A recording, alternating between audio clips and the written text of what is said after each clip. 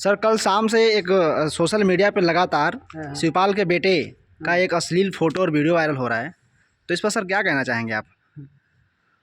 बदायूं लोकसभा से जुड़े सभी सम्मानित भाइयों, माताओं, बहनों, पिता तुल्य बुजुर्गों, सभी के सिर चरणों में मैं सादर प्रणाम करता हूँ, नमन बंदन करता हूँ।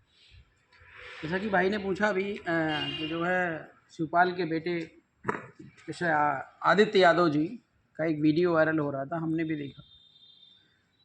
और वीडियो क्या है, वीडियो ऑडियो दो, सॉरी फोटोग्राफ और वीडियो भी है। तो उस उनके स्टेटमेंट में सबसे पहले तो आपत्तिजनक है, अश्लील फ़ोटो हैं और वीडियो हैं जो बहुत ही निंदनीय है, जो प्रत्याशी के रूप में आपके बीच में बहुत ही निंदनीय बात है। दूसरी बात क्या है कि अपने स्टेटमेंट में अगले ने अभी बहुत ज़्यादा पॉलिटिकल दादा की तरह, चाचा अपने पिताजी की तरह स्ट्रांग नहीं हो पाया, अभी बच्चा है, तो हमने उसको एक्सेप्ट भी कर लिया। और एक्सेप्ट करने के बाद अपने स्टेटमेंट में ये बोल रहा है कि जो है ये हमारे कॉलेज टाइम की फ़ोटो थी और इससे किसी को परहेज नहीं होना चाहिए, और जो है ये मेरा व्यक्तिगत मैटर है। तो साथियों, आपको बताना चाहूँगा, कुछ दिन पहले एक रेप कांड हुआ था उत्तर प्रदेश में, और इन्हीं के ताऊ मिस्टर मुलायम सिंह यादव जी ने उस रेप कांड पर बोला था, जो इन्हीं की फैमिली का ही कोई मतलब या पार्टी का बंदा रहा या कोई फैमिली का बंदा रहा जो उसमें इन्वॉल्व था। और उस पर मुलायम सिंह यादव जी का स्टेटमेंट था, लड़िकवन से गलती हो जाती है, लड़िकवन से अक्सर गलती हो जाती है।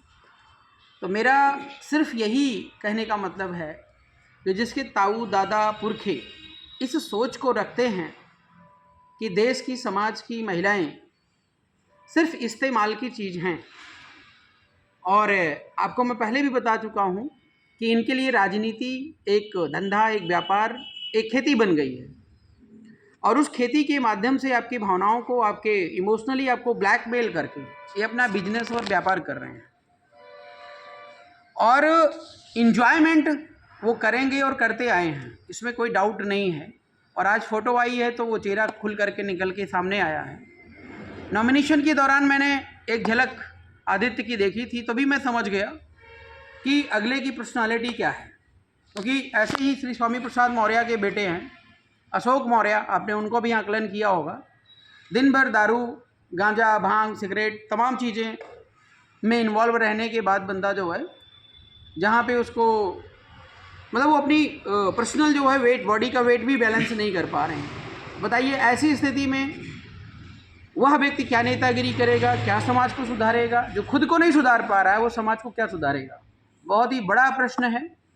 और बदायूं के लिए, सपा वालों के लिए पूरा का पूरा विकल्प बंद हो जाना चाहिए, क्योंकि आदित्य से कहीं ज़्यादा बेहतर विकल्प सपा समाज को दे सकती थी, लेकिन परिवारवाद में लिप्त होने के नाते उन्होंने ऐसे अयोग्य कैंडिडेट को उतारा है जो बेहद निंदनीय है, और बदायूं की जनता कभी एक्सेप्ट नहीं करेगी, कभी माफ़ नहीं करेगी कि यहाँ पर इस प्रकार का दुराचार हो। अच्छा, बहुत बहुत धन्यवाद सर इसी वीडियो में मैं पूछना चाह रहा हूँ कि बदायूं लोकसभा से ही दुर्विजय जी आपके प्रतिद्वंदी के रूप में यहाँ से कैंडिडेट हैं, तो उन पे क्या कहना चाहेंगे सर? दुर्विजय कैंडिडेट नहीं है, कैंडिडेट होता जो जनता से निकल करके आता है, जनता के लिए होता है। दुर्विजय सिंह शाक्या एक देश की बहुत बड़े आतंकवादी संगठन, जिसको सॉफ्ट आतंकवादी संगठन कहें, विदेशी जितनी भी एजेंसीज हैं उन लोगों ने घोषित कर दिया है, जिसका नाम आरएसएस है।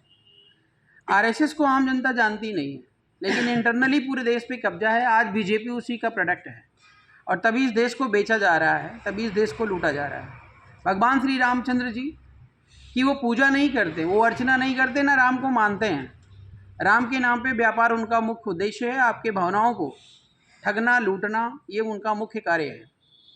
और दुर्विजय सिंह शाक्या को टिकट मिला है। टिकट यहाँ से और भी शाक्य थे, अगर बीजेपी को करना होता तो कर सकती थी, जैसे सिनोर शाक्या जी हैं और इधर भगवान सिंह शाक्या जी हैं, और ये लोग भी लाइन में लगे थे, लेकिन उनका टिकट नहीं हुआ। अब दुर्विजय शाक्या सिंह जी जो है पूरे के पूरे संघी हैं, संघी का मतलब उसी आरएसएस के प्रोडक्ट है। तो पिछली बार तो बदायूं थोड़ा बहुत बच गया, क्योंकि संघमित्रा सीधी सादी बहन थी, और उसने अगर कुछ आपको बनाया नहीं तो बिगाड़ा भी नहीं, मतलब अगर दे नहीं सकी तो लूट के ले भी नहीं गई, ये भी समझिए। लेकिन अब बदायूं जो है वो खतरे में है। अगर दुर्विजय साकिया को आप अपना भाई समझते हैं, अपने घर परिवार का समझते हैं, तो ये आपकी बहुत बड़ी गलती है। और अब जो बदायूं की लड़ाई है वो सम्राट अशोक बनाम जो है सुसीम वाली हो गई है। तो जो दुर्विजय सिंह हैं वो सुसीम की भूमिका निभा रहे हैं आज इस समय बदायूं में, और हम जो है न्याय, सत्य, अहिंसा और एक ज़मीनी लेवल का नेतृत्व कर रहे हैं। और इस बार बीजेपी के जो है डर से या उनसे बचने के लिए हम लोगों ने निर्दलीय पर्चा भरा है, और हमारा चुनाव निशान आप सभी को पता है, चारपाई है। तो बदायूं की जनता इस बार जो है बड़े बड़े हेलीकॉप्टर, हवाई जहाज़, ठीक है ना, और बड़े बड़े दिखावे पर नहीं जाने वाली है। दारू और तमाम साड़ी और कपड़े जो भी लोग ये बांटते हैं या जनता को दे करके गुमराह करते हैं, फिर 5 साल लूटते हैं, तो उस पर नहीं जाने वाली है। ईमानदारी से जो है एक गरीब से गरीब कैंडिडेट चुनेगी और लोकतंत्र का जो है परचम वो फहराएगी। बहुत बहुत धन्यवाद।